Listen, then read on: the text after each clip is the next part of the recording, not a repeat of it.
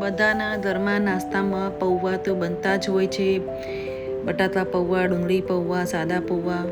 તો આજે હું ડુંગળી પૌવા બનાવું છું, પણ બધાની રીત અલગ અલગ હોય છે બનાવવાની. તો અહીં મેં એક પેકેટ અહીંયા પૌવા લઈ લીધે છે. આ પૌવા બહુ જ સોફ્ટ એવા બનીને તૈયાર થાય છે. તો અહીંયા મેં 500 ગ્રામ બનાવું છું. આ પૌવા અમે ડિનરમાં બનાવીએ છીએ, એટલે થોડી ક્વોન્ટિટી વધારે જ બનાવીએ. તો અહીંયા 4 વ્યક્તિઓ માટેના પૌવા છે, જેને આપણે આ ચાલુ પાણીમાં અહીંયા સરસ રીતે ધોઈ દઈશું. અને આપણે પલાળી નથી રાખવાના, બસ ચાલુ નળી ધોઈ લેવાના. અહીંયા મેં 3 મીડિયમ સાઇઝની ડુંગળી લીધી છે. એ તો 2 થી 3 મોટી ચમચી સિંગદાણા અને મીઠી લીમડીના પાન લીધા છે. ડુંગળીને આપણે એકદમ ઝીણી સમારી લેવાની, જેથી એકદમ પૌવાની અંદર મિક્સ થઈ જાય. તો અહીંયા ડુંગળી મેં એકદમ ઝીણી સમારી લીધી છે. આ લીલું મરચું છે, એને બી આ રીતે ચીરી અને આપણે ઝીણું સમારી લઈશું. અને મીઠી લીમડીના પાન બી આ રીતે ઝીણા સમારી લેવાના, જેથી એ ટેસ્ટમાં ઓર સારા લાગે. હવે આપણે કઢાઈ લીધી છે, એમાં મેં 2 થી 3 ચમચી તેલ લીધું છે. તેલમાં આપણે રાઈ અને હિંગનો વઘાર કરીશું. અહીંયા 5 ચમચી મેં હિંગ લીધી છે, અડધી ચમચી જીરું, અને સાથે જ હું અહીંયા વરિયાળી બી નાખીશ. વરિયાળીનો ટેસ્ટ બહુ જ સારો લાગતો હોય છે પૌવાની અંદર. તો આ બધું સરસ સતરાઈ જાય એટલે આની અંદર આપણે જે સિંગદાણા હતા એ નાખીશું, અને સાથે જ મીઠા લીમડાના પાન. હવે સિંગદાણાને થોડી વાર થવા દઈશું. આ સિંગદાણા થોડા અંદરથી જો ફૂટવા લાગ્યા છે, એટલે આપણે આ ડુંગળી જે ઝીણી કાપેલી હતી એ અંદર નાખીશું. એને ડુંગળીને સારી રીતે મિક્સ કરી લઈશું તેલની અંદર, અને આ ડુંગળીને આપણે ચડવા દઈશું. સાથે જ લીલા મરચું જે કાપેલું હતું ઝીણું એ નાખી દઈશું. હવે આ બધા મિક્સરને આપણે થોડી વાર થવા દઈશું. 1 ચમચી મીઠું નાખી દઈશું અંદર. આ પૌવાની અંદર થોડું મીઠું વધારે જ જોઈતું હોય, એટલે 1 ચમચી અહીંયા મીઠું નાખી દીધું છે.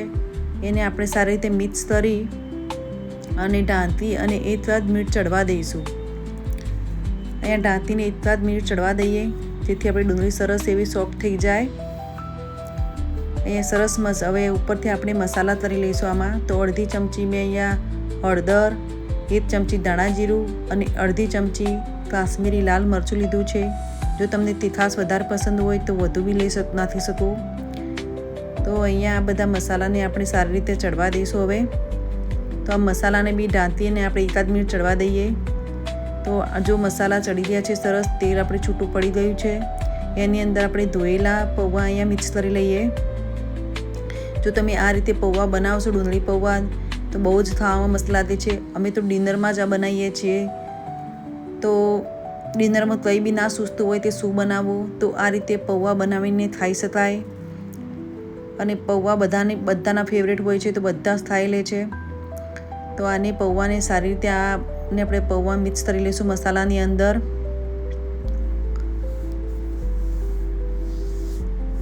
પૌવા સારા એવા મિક્સ થઈ ગયા છે. આપણે આમાં 1 ચમચી જેટલી ખાંડ નાખીશું.